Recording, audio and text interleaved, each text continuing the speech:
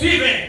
Paragraphe 84. Maintenant ensuite. Sasa kisha. Souvent. Mara mingi. Dans ces visions. Mwenye mahono yake. Il nous montrait exactement où seraient les nations. Alikuwa anaonyesha mzuri wapi kutoka watu wa mataifa. Il montrait il y aura encore tant d'années qui étaient réservées aux Juifs. Alionyesha mara ngapi miaka ngapi ilikuwa ni kuchunga kwa Wayahudi. Et le Messie viendrait. Na Masia atakuja. Il prophétiserait dans la 70e semaine. Atatabiri mawiki za 7 za 70. Il y a quelque chose que j'ai sauté. Kuna kitu manaruka.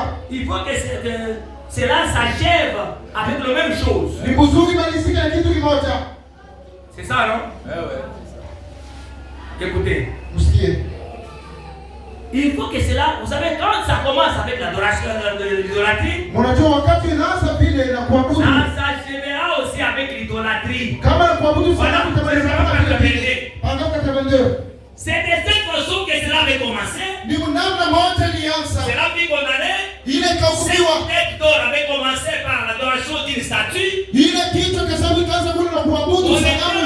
est obligé de l'adorer. Bali lazimisha muabudu. Cela se terminera par une main surnaturelle. Ile tamalizika na mkono wa Mungu. Qui écrivant dans une langue surnaturelle. Yenye katika Mungu kama seule une connaissance surnaturelle pouvait saisir ce mot. Ile sema paka akili ya mtu mwenye kuiona sio kuelewa. Que Dieu vous bénisse. Amen.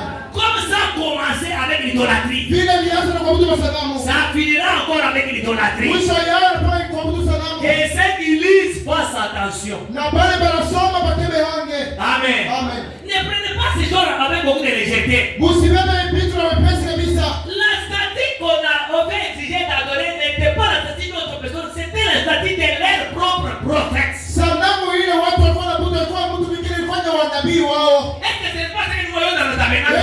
Ile tunaona mama sasa leo. Vous voyez? Naona. Il faut que Dieu nous pardonne ça. Inapaswa Mungu atusamehe tu. Prenons quelque chose ici. Ndio kitu kimoja hapa. Romains chapitre 1er. Warumi sura ya kwanza. Je voulais lire cela dans une autre version de la Bible. Nilipenda kusoma matafsiri nyingine ya Biblia. Parce que cela, ça s'explique vraiment très bien. Maana kule walikuwa wanafasiria mzuri. Mais Simon, vous avez une autre version là? Ndugu Simon. Lisons-nous Romains chapitre 1er. Warumi sura ya kwanza. Commencez à partir du verset 18 pour descendre. Mstari 18. La version n'est pas prête. Français pour c'est déjà perdu? Je l'ai dans le téléphone qui est... Oui, j'ai ça ici. Attends, je vais voir. Romains chapitre 1er. Warumi sura ya kwanza. Tufuate. Je vous avais dit ça le vendredi. Nilisema kwa Instagram na mercredi. Écoutez la version française pour moi. Mshikie watafsiri 18. Du haut du ciel. Kutoka juu mbinguni. Dieu manifeste sa colère. Mungu anaonyesha kasirani yake contre tout péché kwa dhambi yoyote et tout mal commis par les humains. Na bubaya wote wanafanya na wanadamu. Qui par leurs mauvaises actions étouffent la vérité. Bale kupitia matendo yao mabaya wanakuwa nafunga ukweli. Et pourtant, mara mingi ce que l'on peut connaître de Dieu est clair pour tous les hommes. Yeye tunaweza kutambua kutoka kwa Mungu biko ni wazi kwa watu wote. Et lui-même ne leur a montré clairement. Mungu pekee anaonyesha wazi. En effet, ukweli. Depuis que Dieu a créé le monde, tangu Mungu alipotulia, ses qualités invisibles, ile mafaida yake sionekana, c'est-à-dire manake sa puissance éternelle, uwezo wake wa milele et sa nature divine, na umbo wake wa Mungu se voit fort bien. Iko naonekana mzuri kabisa. On considère ses œuvres. Wakati tunakuwa tazama matendo yake. Les humains sont donc inexcusables. Basi hivi wanadamu hawezi tena kuomba huruma. Kabata kurumia hata. Tu ne seras pas pardonné. Pourquoi? Jua nini? Ils connaissent Dieu. Baba na kujua Mungu. Mais ils ne l'honorent pas. Lakini wamheshimu. Ils ne le remercient pas comme il convient de le faire à son égard. Hapa mheshimu wala kumshukuru vile anastahili kumfanyia. Au contraire. Kinyume. Leurs pensées sont devenues stupides. Mawazo yao yanakuwa kujipendelea. Et leur esprit insensé. Na akili yao ujinga. A été plongé dans l'obscurité. Iliingizwa ndani ya giza. Ils se prétendent sages. Wanakuwa wanajiona wenye hekima. Mais ils sont fous. Lakini ni wamasimu. Au lieu d'adorer la gloire du Dieu immortel, bali ya kuabudu utukufu wa Mungu mwenye asikufe, ils ont adoré des statues représentant l'homme mortel. wanaabudu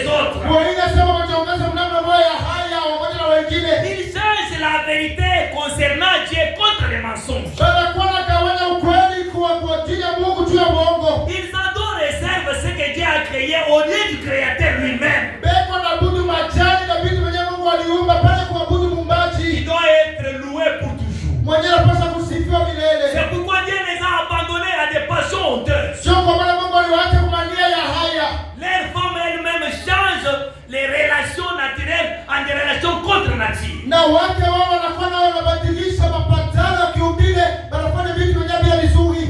Si Dieu vous révèle des choses que les gens font en secret, Kama Mungu alitufundisha vitu watu wanafanya siri, vous allez regretter. utahuzunika. Faites que nous disons, le pasteur là, Yule mwenyewe anaita mchungaji. ils sont dans les choses mystiques. Beko mabitu kwa ya kushangaza. Dieu ne nous a jamais envoyé sa parole Mungu atatutumia neno yake pour que nous mettions à expliquer la parole. ili tuanze kutafsiri. Hapana. La parole doit être seulement lue telle que nous le lisons ici. Neno tunapaswa kusoma kile tunasoma hapa. Quand vous allez expliquer quoi? Utasikia nini? On ne peut pas expliquer quelque chose qui est déjà expliqué. Hauwezi kusikia kitu kinachofasiria. Le message est déjà interprété. Ujumbe ulishafasiriwa. Personne ne peut l'interpréter. Hakuna mtu mwingine anaweza kufasiria. Vous savez, Cargo Philippe, Unajua Kagu Filipo, Ivoirien là, mwenyewe Ivalia ule. il voulait profiter, il prend le message, il lit le message pour s'autoproclamer un prophète vivant. Alipenda kwanza kusoma ujumbe na kupata kuita yeye nabii mzima. Mais suivez tous ces gens de près. Mfuate wale watu wote karibu. Même ceux qui se disent c'est Madame Dieu là. Hata wale wanakwenda kiita kuabudu Bwana Il Mungu. comprendra que ce sont des imposteurs. Utaelewa sema ni watu wa mwizi. Kakou, il veut nous enlever dans la Bible Kagu anapenda kutosha Biblia. et nous amener dans Septime Rocher là. Kutupeleka mtu mabosha tuanze tule. Pour qu'on commence à lire Kakou 1, Kakou 2. Ili ndio tusoma Kagu chapitre 1, Kagu chapitre 2.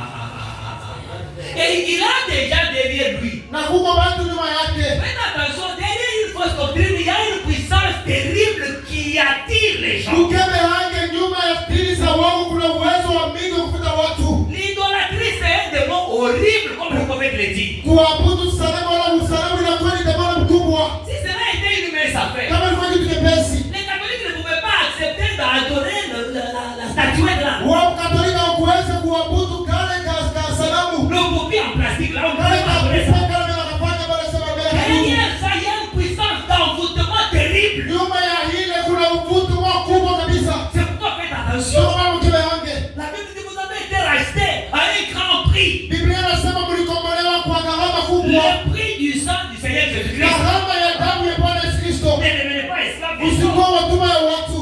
Amen. Amen. La parole nous a été donnée par la révélation Neno litupewa kwa ufunuo.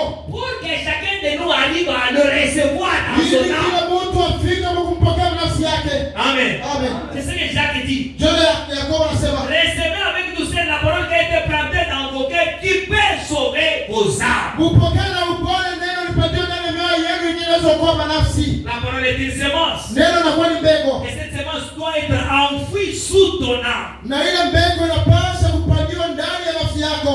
Enlevons de malice. Tutoshe ujanja. Les excès de malice là, des choses là que nous sommes en train de faire en cachette. Ile ujanja mingi tunakuwa tunafanya chini chini. Prenons la parole. Tubebe neno. Allons de l'avant. Twende mbele. C'est cette parole qui peut vous sauver. Hii neno tu mwenyewe yenyewe ndio Jacques chapitre tunayotoa. 1er, Yohana sura ya kwanza. verset 20. Mstari wa 20 Il dit ceci. anasema hivi. Yakobo sura ya kwanza. Ça commence toujours par la colère. Inaanza kwa hasira.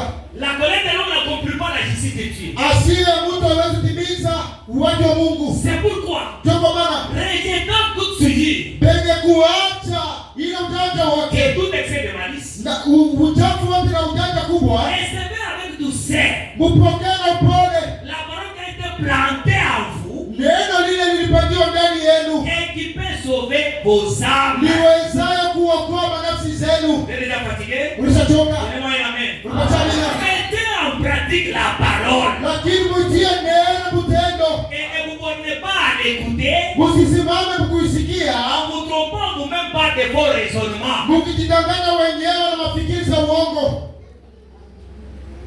Kuhubiri sauti ya Mungu tunahubiri c'est facile. Vous savez prêcher la parole de Dieu comme nous le faisons, Mais c'est pour facile. vivre la parole, Lakini kuishi ile neno moja c'est ça le problème. ndio mambo. Les véritables serviteurs de Dieu Mtumishi wa kweli wa Mungu sont établis baada ya mtumishi wa kweli anajengewa comme des sentinelles sur la terre. kama washamu juu ya taifa.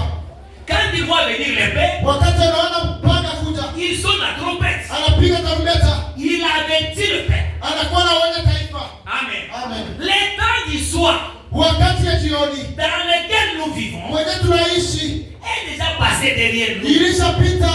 On a déjà parlé de ça plusieurs fois. Tulishasoma mara mingi. La lumière qui est à Paris Nuru ile inaonekana se trouve derrière nous. inakuwa nyuma yetu. les psaumes. Ndio maana Daudi alisema mzaburi. Il dit, j'ai besoin que ta parole soit comme une lampe sous mes pieds Na lazima neno yako kuwe kama taa kwa miguu yangu. pour m'éclairer les chemins. Ndio kuniangazia njia. Et Branham dit, Bwana anasema, la lampe torche qui est la parole taa yenyewe inakuwa neno. ne peut pas allumer jusqu'à 100 km. Haiwezi kuwaka mpaka kwa kilomita C'est 100. au fur et à mesure que vous évoluez, Ni mara mingi unakuwa unasogea mbele. la lampe vous éclaire, Na inakuwa kuangazia. la croix pour poser tes pieds. Basi wala fasi ya mbali ya kuweka miguu yako. Amen. Amen. Vous devez avoir la bonne position Unapaswa kuwa na msimamo pour mzuri. être guidé par la lumière de la parole. Juu ya kuongozewa na nuru ya neno. Amen. Amen. Mais si vous ne voulez pas être conduit par la parole, Kama upende kuongozewa na neno. c'est là conduit par qui et par quoi? Kuongozewa na nini na nani? Ça commence d'abord par planter cela. Vous allez commencer par planter cela. Unapaswa kuanza kupanda ile ndani yako.